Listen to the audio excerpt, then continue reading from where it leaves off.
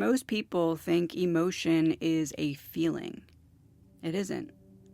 Emotion is information trying to change density. Every feeling you have begins as a disturbance in the subtle field around your body. When it enters the system, it behaves like heat entering cold water.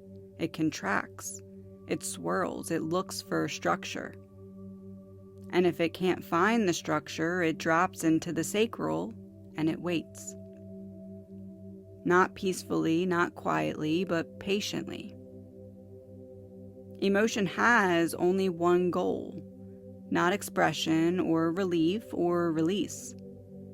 Emotion wants resolution. It wants to complete an equation. This is what no one tells you. Every emotion is the beginning of a sentence, but only the heart can finish it. You've spent most of your life trying to solve emotional equations with the mind. That's why you suffered. The mind is a brilliant interface for memory, analysis, prediction, pattern making. But it's illiterate when it comes to emotional mathematics. The sacral carries the variable. The heart carries the answer. The mind carries the commentary. When you confuse the commentary for the answer, you create loops. Loops create confusion. Confusion creates stagnation. Stagnation creates the belief that the emotion is the enemy. But emotion was never the enemy, it was the unfinished sentence. Emotion rises only when its frequency becomes too large to remain unintegrated. This is not feeling something deeply. This is a quantum shift in density. The emotional body is the densest layer of your subtle system. The heart is the most expansive. When emotion rises successfully, you're watching an event where density becomes light. Literally, not metaphorically. Your entire nervous system is the translator between these two states. The reason that emotional avoidance creates internal chaos is because you're rejecting a fundamental law of energetic motion. Information must move toward coherence. The sacral receives the information. The heart organizes it. The throat expresses it. The mind interprets it. The crown contextualizes it. The root stabilizes it. All of this is happening whether you participate or not. The difference is this: when you participate, the system becomes elegant. When you resist, the system becomes symptomatic. That's why week 7 exists. Not to teach you how to feel, but to teach you how to cooperate with the architecture you're built from. There's a moment in the emotional ascent where the information enters what ancient mystics called the threshold chamber. It's not a chakra, it's a junction point, a crossing, a portal between emotional density and emotional meaning. If you interrupt the emotion before it reaches the threshold chamber, the information collapses back into the sacral. This creates the experience of feeling the same thing over and over again. If you allow the emotion to reach the threshold chamber and cross into the heart, the information stabilizes into clarity so quickly that you no longer feel overwhelmed, you feel informed. This is what emotional maturity actually is. It's not the absence of chaos. It's the presence of accurate translation. The heart does not judge emotion. It organizes it. Judgment is a failure of translation. When you allow the heart to complete the sentence the sacral began, you experience what mystics call inner alignment or union, coherence, truth. Truth isn't a moral concept, it's the correct organization of emotional data. That's why speaking your truth feels stabilizing. You're not confessing, you're completing an equation. When you become someone who can accurately translate your own emotional signals, you stop living in reaction and begin living in revelation. Because the emotional body is always 6 steps ahead of the mind.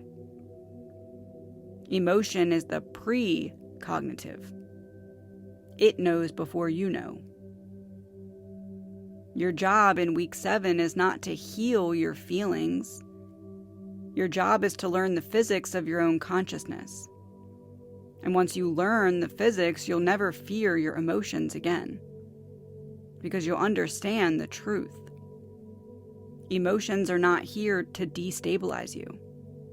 They're here to upgrade you. They're not interruptions, they're instructions. They're not storms, they're signals. And the moment you stop trying to control the signal, it becomes a doorway. And the moment that you step through the doorway, you become someone who doesn't react to life. You become someone who perceives it. This is enlightenment in practical form, not escaping the body, but finally learning how to use it. When emotion becomes information and information becomes truth, something extraordinary happens. Your consciousness stops fracturing. You've spent years, possibly decades, living with small internal fractures. Tiny separations between what you feel and what you know. Between what you desire and what you allow. Between what you sense and what you admit. Between what the emotional body perceives and what the mind gives permission to acknowledge. Every fracture creates noise. Noise creates distortion. Distortion creates misalignment. Misalignment creates suffering. You were never suffering because of what you felt. You were suffering because your consciousness was split across too many internal positions. The work of week 7 is not emotional healing. It's reunification. The heart is not where you feel truth. The heart is where your consciousness becomes singular. When your awareness, emotion, instinct, intuition, and perception meet in the same place, then you're no longer fragmenting reality from 5 different angles. Your system finally has a central axis. That central axis is what mystics referred to as the inner throne. From this throne, the self perceives clearly, without distortion, without projection, and without fear. But to sit on the throne, the self must reclaim its authority from the parts that learn to speak louder than truth. The anxious part, the abandoned part, the strategic part, the self-protective part, the self-diminishing part, the self-denying part. None of these parts were ever wrong. They were simply uncoordinated, a choir with no conductor. The heart becomes the conductor only when the emotional body has delivered its information fully. Alignment is not agreement. Alignment is cooperation. Most people believe inner alignment means everything inside me feels the same way. This is a misunderstanding. Inner alignment means every part of you is willing to let truth lead, even when the parts don't agree. Your fear may not agree with your desire. Your logic may not agree with your instinct. Your longing may not agree with your history. Your heart may not agree with your comfort. But alignment doesn't require uniformity. It requires hierarchy.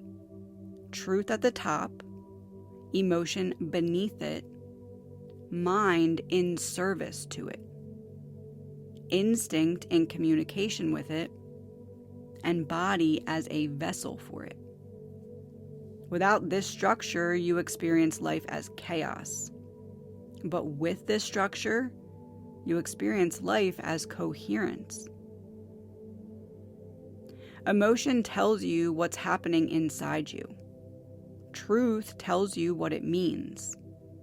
Alignment tells you what to do with it. That's the triad of inner mastery. Most people never move past that first stage. They drown in their feelings because they mistake sensation for instruction.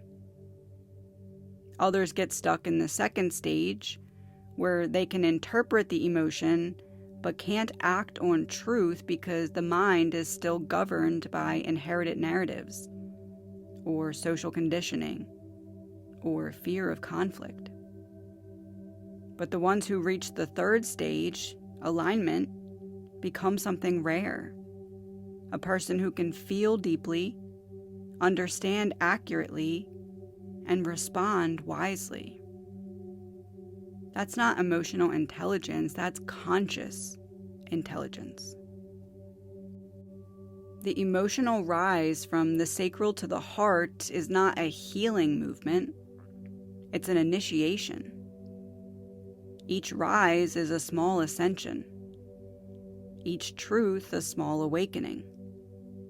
Each alignment is a small evolution. You're not doing the inner work, you're evolving the structure of your consciousness. Each time you allow the emotional signal to complete its path, you rewrite the architecture that once fragmented you. Each time you let the heart interpret rather than the mind reacting, you move closer to coherence. Each time you speak truth aloud, you claim authority over your internal kingdom. That's why emotion must rise, not to destabilize you, but to summon you. Emotion's the knock on the door. Truth is the doorway. Alignment is the stepping through. When truth becomes your internal north, you're no longer seeking external signs or external validation, external certainty, or even external instruction. You stop waiting for permission. You stop outsourcing clarity. You stop bargaining with your intuition. You begin to live from a place that very few people ever touch. A place where inner truth becomes inner law. A place where consciousness moves cleanly. Where decisions don't fracture you. Emotions don't frighten you. Where life is no longer something that you navigate, but something that you understand. This is the beginning of heart-centered consciousness. Not the poetic version or the spiritualized version, but the mechanical, the metaphysical, the structural truth of it. Emotion carries the signal. The heart carries the meaning. Alignment carries the self forward. And this week you finally learned how to let the process complete itself.